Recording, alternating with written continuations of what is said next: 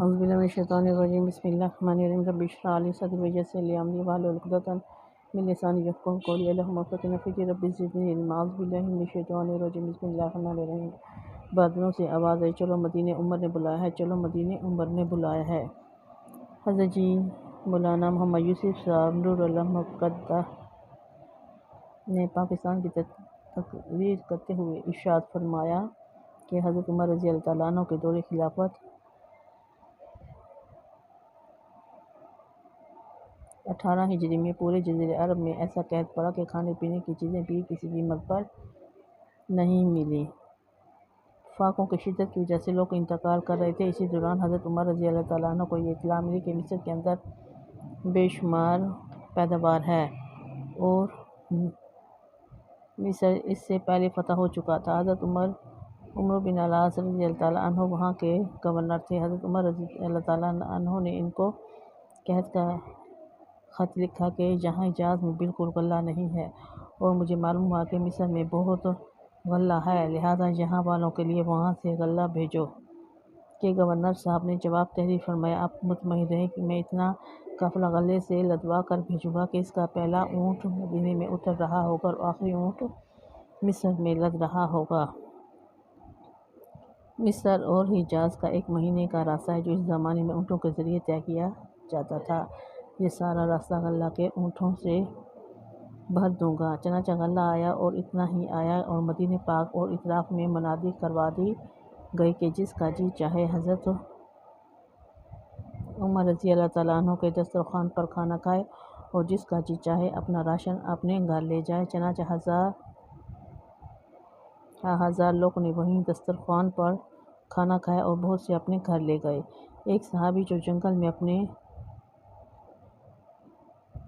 رٹھان ٹھکانے پر رہتے تھے، انہوں نے بھی آنے جانے والوں سے سنا کہ مدینہ پاک میں غلہ آ گیا ہے اور تقسیم ہو رہا ہے۔ ان کے پاس ایک بکری تھی، انہوں نے سوچا کہ میں چلا جاؤں گا اور اکیلی بکری کو کوئی جانور وغیرہ کھا جائے گا، لاؤ بکری کو ذبح کر لوں اور کھا کر چلنے کی کچھ طاقت آ جائے گی۔ چنانچہ بکری کو ذبح کیا تو ایک قطرہ بھی خون نہ نکلا۔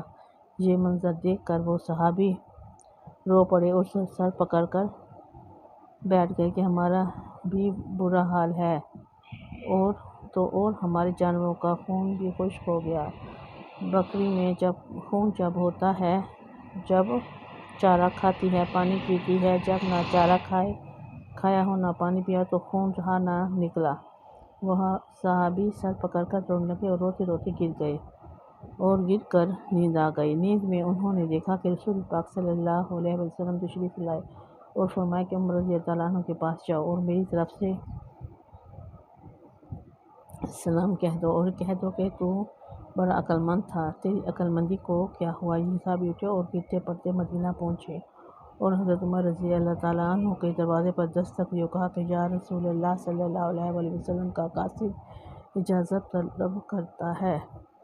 حضرت عمر رضی اللہ تعالیٰ عنہ ننگے پیر مکان کے باہر تک آئے، پوچھا کیا بات ہے؟ انہوں نے خواب کا پورا قصہ بیان کیا۔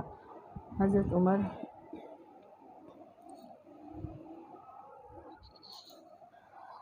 عمر رضی اللہ تعالیٰ عنہ سن کر لرز گئے اور کہنے لگے مجھ سے کوئی غلطی ہوئی۔ اسی وقت مدینہ پاک میں جو اہل الرائے تھے ان کو جمع کیا اور ارشاد فرمایا کہ بھائی،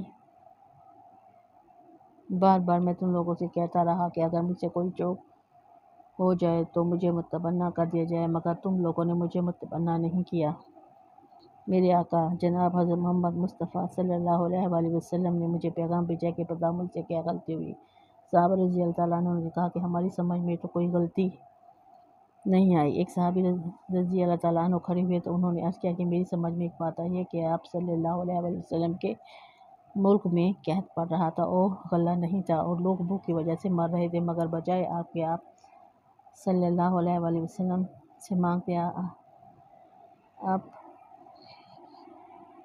رضی اللہ تعالیٰ عنہ نے اپنے گورنر جیسے انسان سے درخواست کی کہ یہ وہ غلطی ہے جو حضرت عمر رضی اللہ عنہ نے فرمایا واقعی یہ پہلی غلطی ہے۔ پہلے سب نے کہا کہ واقعی یہی غلطی ہے۔ حضرت عمر رضی اللہ عنہ نے اس وقت دعا مانگی، اپنی خطا کی معافی چاہی۔ دعا کرنا تھا کہ آسمان کے بادلوں میں کھلبلی مچ گئی اور دوڑ لگ گئی اور ہر بادل ایک دوسرے سے آگے بڑھ رہا تھا اور یہ کہہ رہا تھا، چلو مدینے، عمر رضی اللہ تعالیٰ عنہ نے بلایا ہے، چلو مدینے، حضرت عمر رضی اللہ تعالیٰ عنہ نے بلایا ہے۔